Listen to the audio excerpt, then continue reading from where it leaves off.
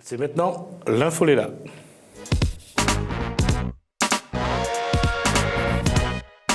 Donc, on va tout de suite commencer, mais avant d'aller au florilège, comme c'est prévu, d'avoir présenté l'invité de cette première partie.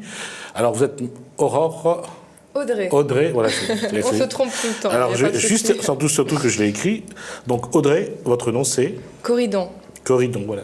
Et vous êtes donc chargé de projet pour... Voilà, la direction de la culture à la mairie de Saint-Denis. Voilà, donc on va parler dans un instant donc, de la semaine créole à Saint-Denis. Juste pour dire, parce qu'on vient de voir la pub, on va juste dire à Thierry Haraï bon anniversaire tout de suite. Bon anniversaire. Ça, c'est moi tout à l'heure. Bon anniversaire Thierry. Alors, juste pour être un peu plus sérieux, donc on va lancer tout de suite la réunion, comment il est.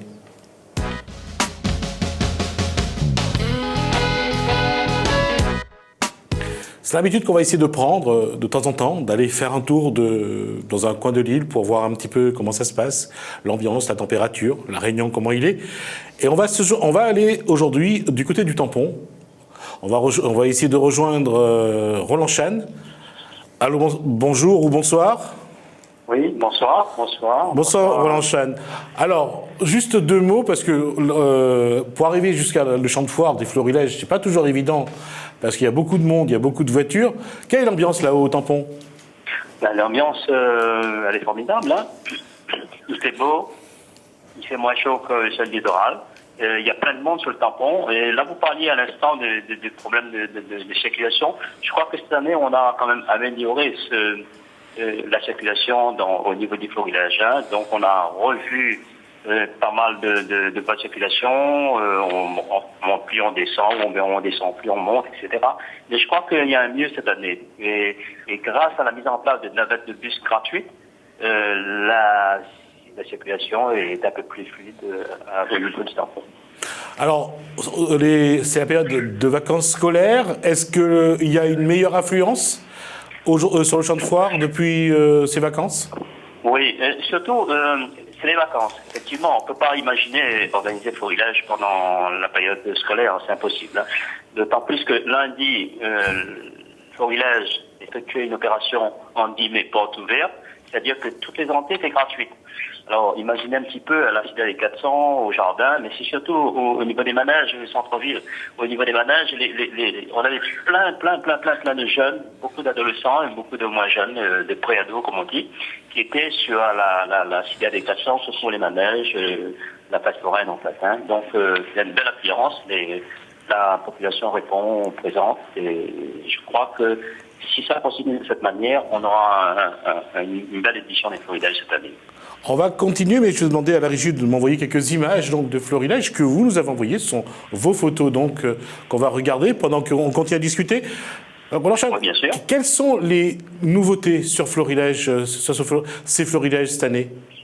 Alors, nouveauté, on a fait un effort d'agrandissement. Enfin, c'est la municipalité qui a fait un effort de l'agrandissement des espaces, si on peut appeler ça comme ça, au niveau à proximité du jardin de Cambière. Donc, on a gagné pas mal de place. On peut appeler ça une nouveauté. Et cette année, je vais pas donner un scoop, on le sait, mais ce serait bon de le rappeler. Il dit là, je l'ai dit, elle n'est pas venue. Elle est malade, ça arrive, hein, elle est artiste, elle est comme tout le monde, elle n'est pas venue. Elle a été remplacée par Youssoupha et Black M. Voilà. Alors, nouveauté, on peut dire que Formulaire grandit d'année en année, et des nouveautés, il y en a toujours. On aura l'occasion certainement d'en reparler lors de la prochaine intervention. Alors, dernière question, qu'est-ce qu'il y aura vraiment de très intéressant d'ici le week-end? Alors, le week-end, mais là on est un peu trop loin du week-end. Ce que je peux dire, c'est que dans le jardin, on revient à la nouveauté à ce moment-là. Le jardin, le thème de cette année, c'est le jardin en l'air. On a appelé ça jardin en l'air. Ce sont les fameux murs. C'est le mur végétal. Le mur végétal, oui. On connaît de plus en plus. Et à cette occasion, les organisateurs ont demandé à Monsieur Patrick Blanc, qui est un biologiste, botaniste de réputation internationale, de venir faire des conférences, donner des conseils, etc. Voilà. En tout cas, Roland Chahn, merci. Je pense qu'on fera un point avec vous vendredi, avant le dernier week-end, et voir faire un petit peu le bilan et voir qu'est-ce qu'il va y avoir pour ce week-end sur le tampon lors de ces florilèges. En tout cas, merci. À bientôt. À bientôt. Au revoir. Merci, au revoir. Aussi, on va revenir, et j'espère ne pas me tromper, donc le prénom c'est bien Audrey, et le nom c'est Corridon. En tout cas, vous êtes chef de projet à la Méritanie concernant la semaine créole. C'est ça. C'était la conférence de presse aujourd'hui. Tout à fait, oui, ce matin. Alors, la première question, vous avez vu, depuis tout à l'heure, on essaye vraiment de parler de ce qu'il y a à La Réunion. Cette semaine créole aujourd'hui, qu'est-ce qu'elle représente? Aussi bien pour la Méritanie que pour l'ensemble des Réunionnais. Alors, je vais répondre pour la mairie de Saint-Denis, puisque pour les Réunionnais, c'est une question qui est assez vaste. Et justement, nous, au niveau de la semaine créole, avec ce projet, on essaye vraiment de poser la problématique qu'est-ce qu'être créole? Et ce qui nous vient à l'esprit, en tout cas en ce qui concerne la Réunion, c'est la diversité, la mixité, mais surtout, qu'est-ce qu'être créole aujourd'hui? Qu'est-ce que la jeunesse, qu'est-ce que la jeunesse peut répondre à cette question-là? Et c'est pour ça qu'on répond avec un programme diversifié entre le traditionnel et la modernité. Je vais être taquin avec vous. Pour vous, c'est quoi être créole? Pour moi, être créole, c'est être déjà en accord avec ses racines, respecter les anciens, mais aussi, en tant que jeune, prendre tout cet héritage et avoir un devoir de transmission. Alors justement, dans ce cas, comment avez-vous amené cette programmation, le projet, pour cette année, pour cette semaine créole? On l'a amené au travers de différentes pratiques artistiques et culturelles. On a répondu avec notre programme par la diversité, avec beaucoup d'invités, des anciens comme des plus jeunes, et aussi commémorer les arcs-boutants qui font la culture créole d'antan et d'aujourd'hui. Alors je vais vous demander quels vont être les grands moments de cette semaine créole à Saint-Denis. Alors déjà, on a un grand moment qui a commencé aujourd'hui avec le vernissage de 2 expositions. C'est un beau duo avec Claude Covindin qui nous a importé son musée longtemps de Saint-André et qui l'a ramené dans la salle des maires de la mairie de Saint-Denis. Il est en duo avec Dominique Laporte qui expose un véritable carnet de voyage entre La Réunion et Pondichéry. Donc ça, c'est le premier temps fort. C'est une exposition photographique et d'objets longtemps. Voilà, on a un mix entre les deux et ils ont restitué une vraie case créole à l'intérieur de l'ancien hôtel de ville, à la salle des maires. Et donc, c'est une exposition qui dure jusqu'au 26 octobre. Ensuite, nous avons... les moments phares de cette semaine créole, tout à fait. Nous avons des ateliers sur le tapis mendiant qui commence vendredi, avec plus de 45 personnes qui sont déjà inscrites. C'est un atelier qui a eu beaucoup de succès d'entrée. Au niveau des inscriptions, nous avons la conférence sur le livre Jules Hermann le mardi 20 octobre, qui commence à 18h. Il faut savoir que c'est un livre qui était introuvable jusqu'à maintenant et qui est réédité par les éditions Corridor Bleu.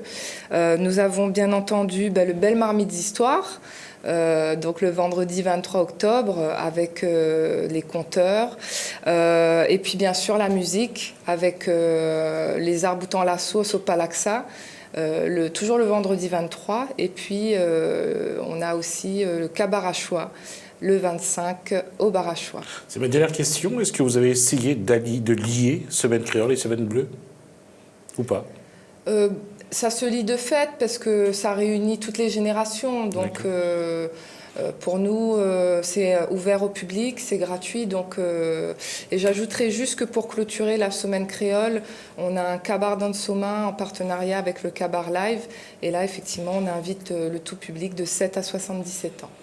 En tout cas, l'identité réunionnaise pendant cette semaine créole, elle sera bien sûr au centre, puisqu'on en parle à chaque fois.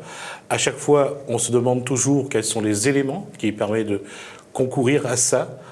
En tout cas, Audrey Corridon, je vous remercie. On va passer, nous, à un autre élément de l'identité réunionnaise. Il y a eu la boutique chinoise, il y a aussi la musique. Il y en aura pendant cette semaine créole également à Saint-Denis.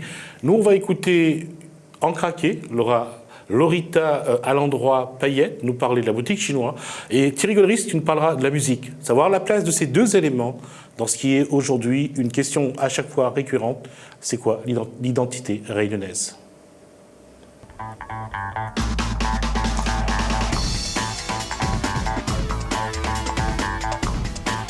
La boutique chinoise pour quelle est sa place dans la construction de l'identité réunionnaise? Alors, je crois que la boutique chinoise, elle a joué un rôle social important.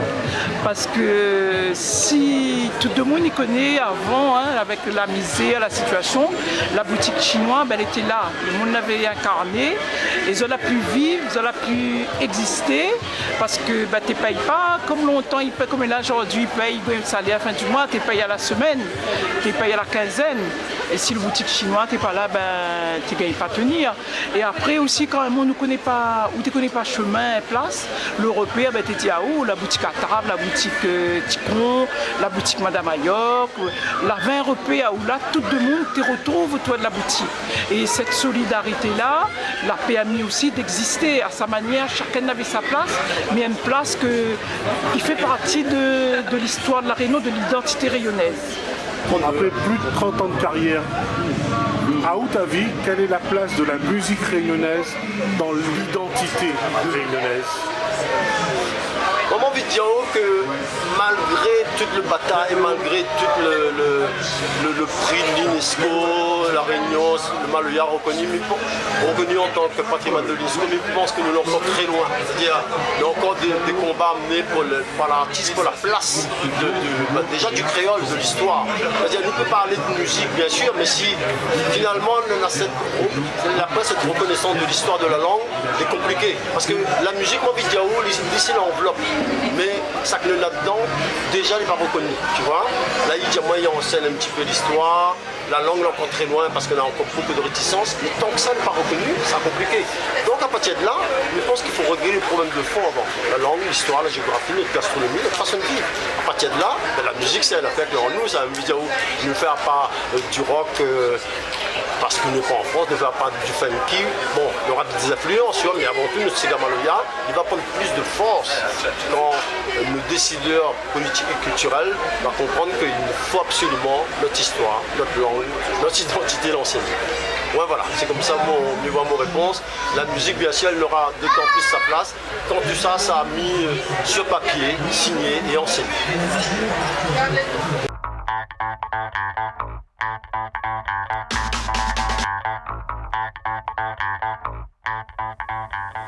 On passe maintenant à notre info du jour.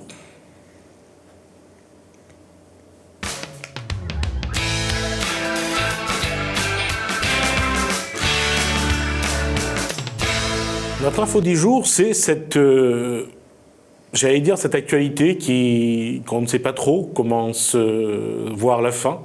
C'est cette bataille pour les roches dans les champs ou les roches malgaches.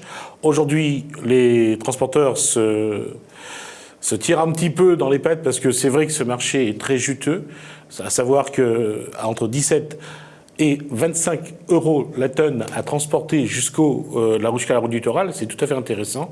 Mais pour en venir un petit peu plus là-dessus, on va discuter avec Michel Hamel. Bonsoir. Bonsoir. Je voudrais apporter une petite rectification. Ce n'est pas 17 et 25 € le transport, mais c'est 9,80 €.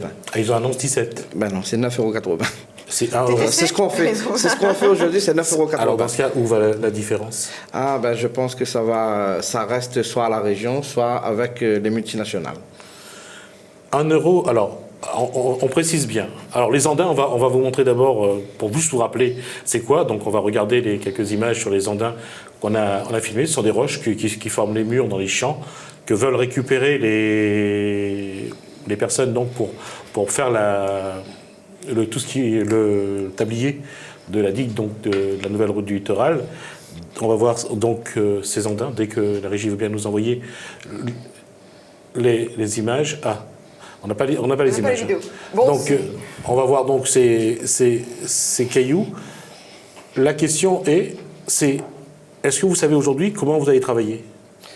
Non, on ne sait pas du tout comment on va travailler, puisque déjà il faut savoir que à l'heure d'aujourd'hui, on ne sait pas pourquoi la région a commencé ce projet, or qu'il n'y avait pas de matière première. On regarde les images en attendant, pendant qu'on discute. Donc voilà les gros galets qu'il y a donc dans les champs que veulent récupérer pour la route du littoral.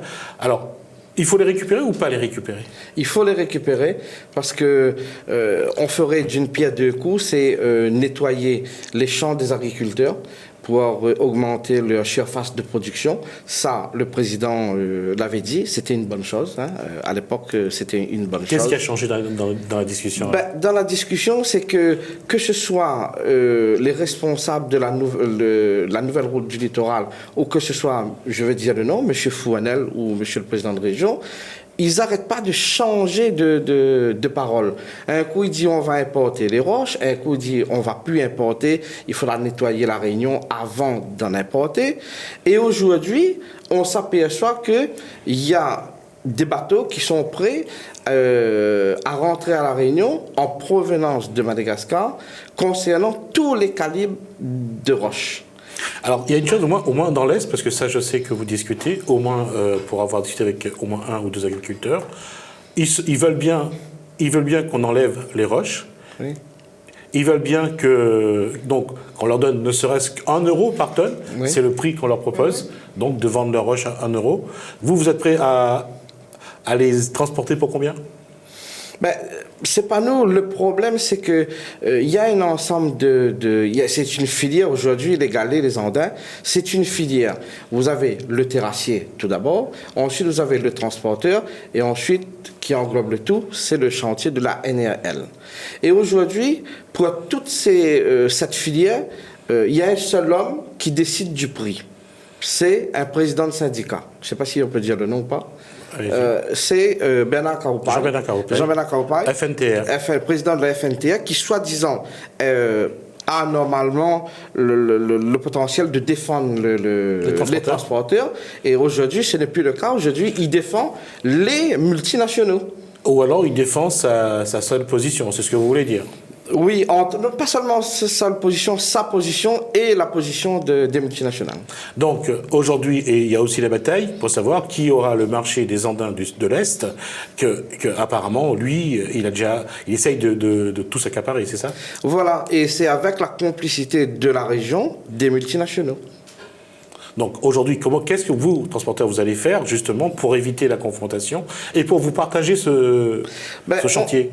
On a demandé, nous ce qu'on demande, on n'empêche aucune personne de travailler ou aucun groupement de travailler. Ce qu'on dit, c'est que il y a du travail pour tout le monde, et bien que tout le monde soit logé à la même enseigne. S'il y a 10 kilos, eh bien qu'on partage les 10 kilos suivant le nombre de groupements. Est-ce qu'il y a vraiment un intérêt financier à ce que ce ne soit pas vous? Bien sûr, il y a 50 millions. De quoi? Pour les Andins? Non, c'est ça. Il y a, théoriquement, d'après ce qu'on avait annoncé, on a besoin de 22 millions de tonnes. Multiplier 22 millions de tonnes par 10 euros. Par 10 euros. Ça fait 200 millions. Voilà. Alors, 22 millions de tonnes, ça paraît, c'est énorme. Oui, et le rouleau du littoral, c'est un chantier quand même. Tout ça, vous voulez le retirer de la Réunion? Oui, c'est ce qui existe à la Réunion. Le problème, il se pose quand même un problème écologique, c'est que si on enlève les cailloux... Parce que du coup, moi, ça me paraît un peu beaucoup. Non. C'est le terrain. Pas naturel. Il y a quand même quelque chose à voir, c'est tout ce qui est le côté environnemental. Alors, le côté environnemental, c'est-à-dire que si on enlève tous les rochers, la terre risque de se retrouver au niveau de la mer. Non, mais Gismi, si je peux me permettre, oui. C'est que le problème, c'est qu'au départ, quand le bureau d'études Aegis, qui avait fait l'étude, comme son nom l'indique, il n'était pas question du tout d'enlever les Andins dans les champs de canne ou n'importe quelle parcelle de terre à La Réunion. C'était les carrières. C'était les carrières. Et aujourd'hui, nous voyons que c'est les élus qui possèdent soit les carrières ou qui sont à la région. Ce n'est plus un problème économique, mais c'est un problème politique entre eux. Il y en a qui veulent, il y en a qui ne veulent pas. Tu vas me donner ça, je vais ouvrir la carrière et je n'ouvre pas la carrière. Est-ce que la proximité des régionales actuellement complique un peu le jeu? Oui, bien sûr, parce que là, c'est du donnant-donnant, quoi. Mais pendant ce temps, c'est nous qui en pâtissons. Donc, si vous n'avez pas gain de cause au jour d'aujourd'hui, ce qu'on aimerait bien tous savoir, est-ce que vous comptez bloquer nos routes? Non, nous sommes assez intelligents pour ne pas arriver à là. Mais il faut savoir que, si j'en reviens à la première question, c'est le problème en provenance de Madagascar. À La Réunion, il y a suffisamment de galets pour faire cette route. Et si jamais il n'y a pas assez, on serait d'accord pour qu'on importe. Mais avant tout, il faudra enlever celui de la Réunion, utiliser celui de la Réunion. D'accord. En tout cas, merci pour l'information de Daniel Hamel. On aura l'occasion de revenir et on vous fera revenir, bien sûr, pour en parler. On va passer à une autre question, je dirais moins polémique, mais quand même tout à fait plus léger. Mais avant, la régie me demande de lancer la page de pub.